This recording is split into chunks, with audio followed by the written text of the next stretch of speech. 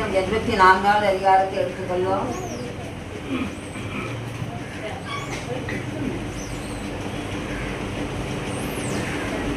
இசைத் என்னும் வாக்கியத்தில் வாசிக்க கோராகின் முத்திரையில் உள்ள ராகத்தலையில் ஒப்பிக்கப்பட்ட சங்கீதம். சேனைகளின் கர்த்தாவே, உமது வாசஸ்தலங்கள் எவ்வளவு இன்பமானவைகள்!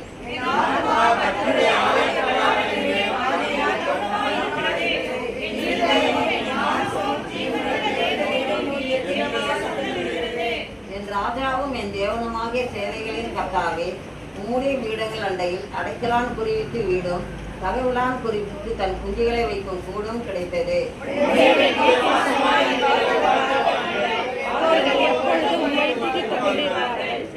உண்மையிலே விலங்கொள்ளுகிற மனுஷனும் தங்கள் இருதயங்களில் செவ்வியான வழிகளை கொண்டிருக்கிறவர்களும் பாக்கியவான்கள்.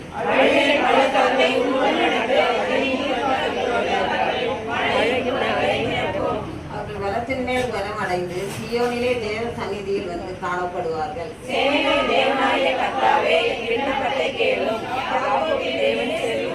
எங்கள் கேடகமாகிய தேவனே, கண்ணோக்கமாயிரும். நீர் அபிஷேகம் பண்ணினவரின் முகத்தை பாரும்.